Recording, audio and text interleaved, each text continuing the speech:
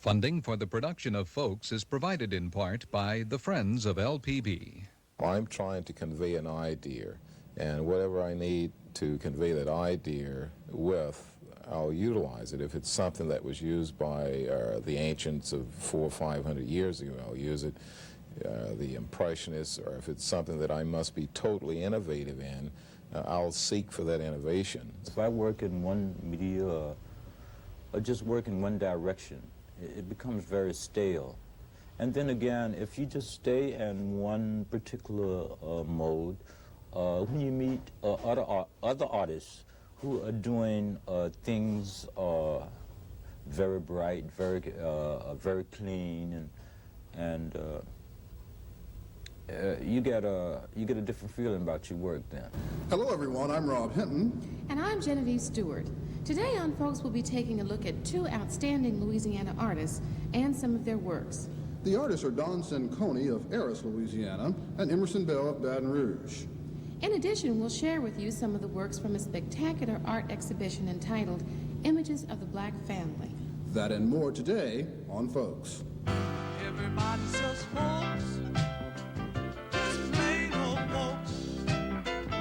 Everybody just people all over the world. Folks to live, folks got to give, folks got to care, ooh, folks got to share. The world is small, so very small. What touches one of all, ooh, touches us all. To stay alive, just to survive, folks got to be in harmony. Everybody just folks. Just plain old folks. Just plain old folks. Everybody just folks. Everybody just folks. Just plain old folks. Just plain old folks. Everybody just folks. There are no boundaries to the creative vistas of the Black American artist. The form his work takes ranges from simplicity to complexity, the subject matter from personal evocations to thematic statements.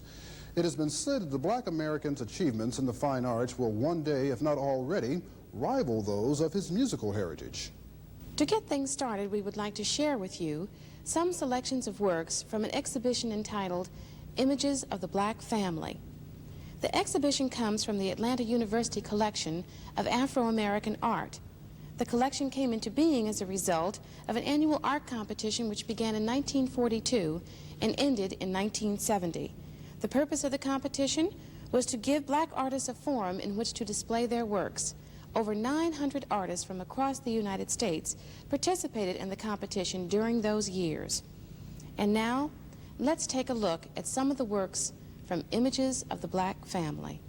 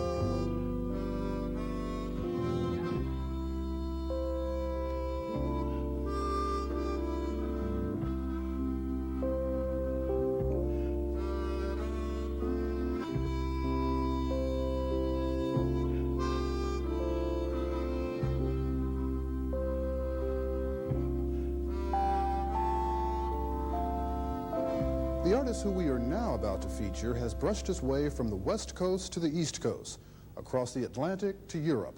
His name is Don Cincone, a native Louisianian. Having lived and traveled all over the world, he now resides in Eros, Louisiana. Cincone has always had an interest in art, but it was his fourth-grade teacher who first called him an artist. This was a lady named Mrs. Anna Jane Washington, and you know, like most teachers have you drawing maps and things of this sort, but apparently she saw a level of ability there that was beyond the average kid, and she called me that, and from that point on I did pretty much all of the work that needed to be done in that school. And same thing happened in high school as well. After high school, Cincone received an art scholarship to Southern University, and that is what steered him to his career as a painter. I think that the professional part of it, I had no concepts of it as a child. I simply wanted to be an artist, and the earning from it never entered into it from the beginning. Later on, as I continued to pursue painting, I still saw no reality in it, and yet I still pursued it. And finally, at one point, I saw the reality of it and the possibilities, and it has turned out that my judgment has been fairly well founded. This painting by Cincone is called The Hidden Christ. This painting, first of all, landscape-wise, is done on location, a small creek near where I live in Eros. The actual setting here is pretty much as it is. The thing that happened when I was working on this piece was I kept getting the feeling that this was possibly where baptizing had occurred, and when I went back to one of my neighbors, a lady that lives there, we call her Mama Nobi, her name is Nobi Ziegler, and she told me yes, in fact, they used to baptize there. And at that point, I developed the baptism scene in this piece.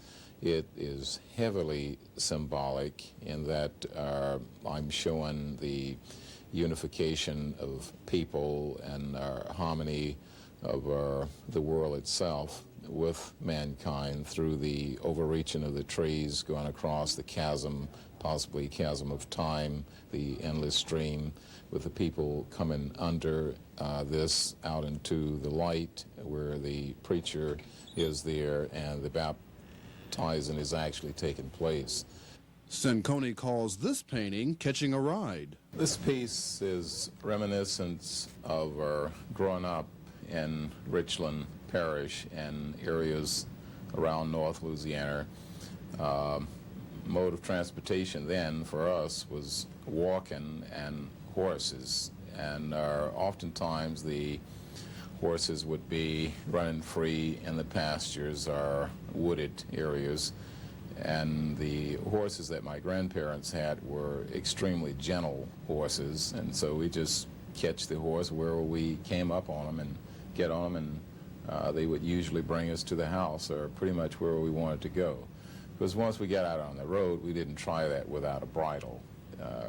This was earlier days than when I was there, like when my mother grew up. The scene where you see the three kids riding a horse, that was a typical thing. As a matter of fact, one of the horses that was during her time was still there when I came along, and as many of us as could get on this horse would get on it. The last person would actually be holding the tail, you know, to hold on.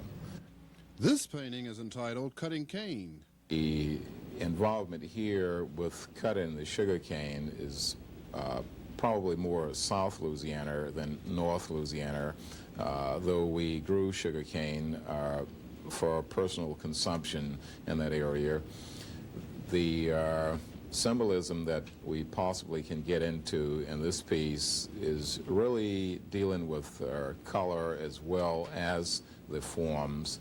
With regards to the color, you probably notice that there are areas of red that's on limbs of the tree and down the side of it there, and even in the sky. Again, this is going back to the blood thing, And the tree was more than just a tree, and probably still is, because the tree really took care of us. It was the fuel for the fire, it was the shade in the summer times, and certainly it was a constant reminder of some very tragic things that had happened to members of our community during that time and in times past. How do you choose the subjects for your painting? The subject matter is so varied, but it's always involving people.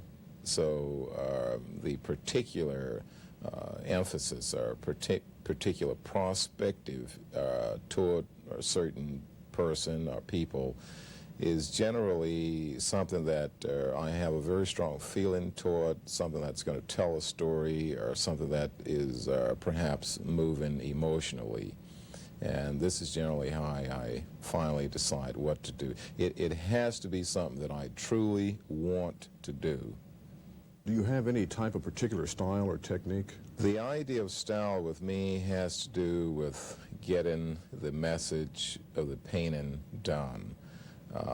The thing of style in schools, for me as an artist, these things really don't have that much of a place, in as much as I'm trying to convey an idea, and whatever I need to convey that idea with, I'll utilize it. If it's something that was used by the ancients of 400 or 500 years ago, I'll use it. The Impressionists, or if it's something that I must be totally innovative in, I'll seek for that innovation. So as a result of that, I don't have, in my opinion, what could be called a style other than a need to make this expression, and whatever it takes, I'll do it. I noticed in a lot of your recent works you use acrylics. Yes, the acrylic interest came about as a result of having been around when the acrylic paint came on the market, and became acquainted with it and worked with it, and searching ways to use the material. There weren't anybody that could teach you, and so I continued to pursue it, and as of this point, I've learned so much from using this particular material. So this is primarily why I pursue the use of it. If you ever get the opportunity to view Cincone's work, you'll notice that religion plays an important role. If we use the word religion, like most people think of it, it's probably all of it. But I see it something beyond the word religion. I see it as life. So for me, the total involvement with my work as a painter has to do with my work as a human being. So I have learned a great deal about life itself from the paint, and it has become synonymous with the Bible in many respects. Many of the things that I understand in the Bible is because I have first understood it in the painting. For instance, the use of light and colors and, many things of this sort, and back to the symbolism again. Cincone has received a great deal of acclaim for his work. For example, the Silver Medal Award of Literary Arts and Sciences in Rome, Italy in 1970, as well as other top awards in California and New York. Among his collectors are such notables as James Garner, Henry Mancini, Leonard Bernstein, and the late Walt Disney. If you ever get a chance to view his work, and I hope that you do, you'll see why he is such a well-respected artist. Now here's Genevieve with a report on another talented and well-respected Louisiana artist. After leaving Louisiana for 17 years of international exhibits and extensive study, Emerson Bell returned home for further inspiration. He is the recipient of the Special Arts Award from the Kennedy Center in Washington, D.C., and the National Endowment's Bronze Head Plate. Emerson Bell is best noted for his wood and metal sculptings. His sculptings can be found in the private collections of dignitaries from Greece to Texas and New York to New Orleans. As you look at these sculptings, you will see the deep spiritual motivations emanating from these forms as we take a look at the works of Emerson Bell. Bell's works in the past years have leaned in the direction of experimenting with diverse techniques. His ingenious care for finish and the reflection of light have made his sculptures a trademark. They depict a warmth of devotion, as seen in this piece, The Black Christ. This sculpture is made of plaster with a patina finish and mounted on a wooden base. The Black Christ is just one of Bell's works on display at the Eden Park Community Center in Baton Rouge, where he teaches art. How would you describe black art? As primitive art, modern art, or a medium all of its own? There has been many views, but my conception of black art is I could use a primitive, a Clementine Hunter, African art, art from the Benins, whom was my favorite artists, designers and artists. And I classify black art along those categories, where art is created in a black environmental thing, and they have taken what they've had, you know, no expense of anything, and created something beautiful. And this, collectors today and people today are becoming very fond of that type of art, because it can also be put in categories of classical art. There is another thing about that. Primitive art has always prevailed. And as I said from the beginning, those, we must always go back to our roots. This is my conception of primitive art. And modern art is an offspring from primitive art. Primitive art will always remain. But black art is a total conception of primitive art. And this has been, down through the years, a misunderstanding and a misconception because of that.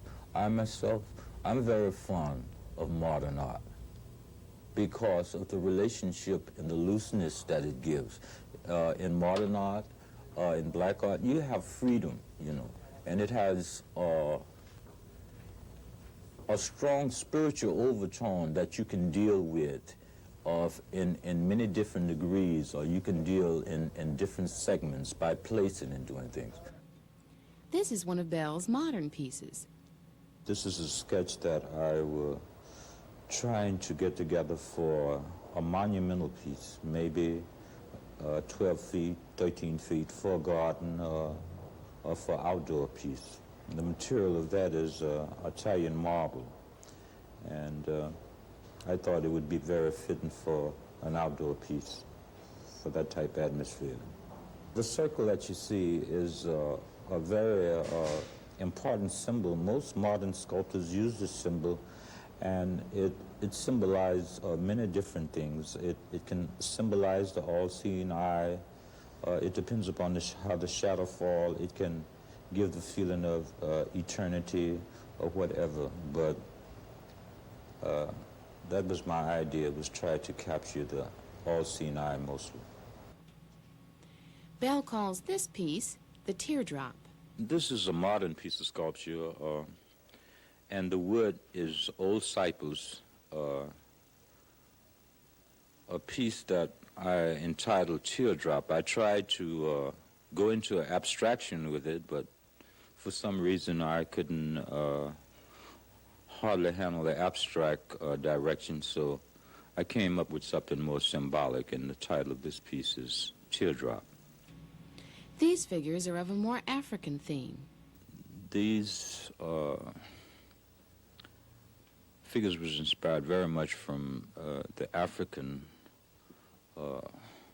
concept of wood sculpture, incorporated with the modern feeling. And the wood itself is mahogany wood, and I feel very, very good about these pieces, because this is one of the directions that I would be very much interested in some of my next works that I would be attempting to go into. This metal sculpture is along more classical lines. This is a piece of copper that I was experimenting with, And the technique of this is called supercompose. This is by taking the right side of the design and modeling the design into the left side, which you would get a reverse, which was called supercompose, and then it's polished and it has a patina, which gives it the greenish and the copper contrast. Although primitive in nature, this piece has religious overtones. This particular piece is a wood piece that I was very much early inspired with religious art, and I was trying to cooperate a base along with the figuratives by using openings and exploring with the light. And I felt very pleased by coming up with the grouping that which I entitled the 7 Tribes of Israel. What are opportunities like now for black artists? At this particular time, I would like to stress, this particular time, it's very, very bad situation, because most of the black artists, for the first thing, they have not been accepted. They have not been accepted into the mainstream. I can name so many, you know, that who I would call giants of, and have really paid their dues. Like a very good example, Romeo Biden, whom is a man who have lived the entire city life in Harlem, and I think Romeo is approaching 70, if not 80. And now he's just beginning to get recognitions. I see where now he's doing a lot of things at the Museum of Modern Art, and he's becoming to be a demand now. But even as it was during this period, and period like Miss Elizabeth Catalyst and Charles White, and we are living in a different period now, where I would have to say this, in the United States, we have not accepted art form completely as up to this time. It's has been looked upon as a pastime or something like that. In your crystal ball, what does the future hold for Emerson Bell? I've been thinking very much about doing some new work, which will be some wood sculpture. Trying to complete a children's book, which I have been working on for some years. And I think I would be able to complete that sometime within this year. And continue teaching and trying to, as I said from the very beginning, as we were speaking of the situation of black artists. And that was a man who came to me last week, and he said, you know, he says, what you doing? I never had anyone. He said, I came up in the country, and I was always interested in art, but I never had anyone to sit and to give me an idea. And if only I had someone to do that, I would have been painting today, because that was one of my first loves. And so I told him, I said, well, don't feel that way, you know. I say, because most of the artists, the creators, they don't become permanently known until they're up in age. So if you have that desire, continue that, you know. Don't feel as though you're left out. Start painting. Get your supplies, get set up, get your corner, and start creating, because it's more or less a spiritual thrust rather than technical aspect. Bell is planning on having an exhibit this summer, which we're all anxiously anticipating. Next week on Folks, we'll take a look at the political power the minorities here in Louisiana have. And in 2 weeks, we'll examine the relationship between the police and the black community. As we put together our program on those two topics, we'd like to know your thoughts so that we can share them with our viewers throughout the state. So please take a moment to write down your thoughts about the political power among minorities here in Louisiana and the relationship between the police and the black community. Send your comments to folks in care of Louisiana Public Broadcasting, 2618 Wooddale Boulevard, Baton Rouge, 70805. We'll be using some of your comments on upcoming programs. We hope you enjoyed today's program and that you'll tune us in again next week. Until that time, so long.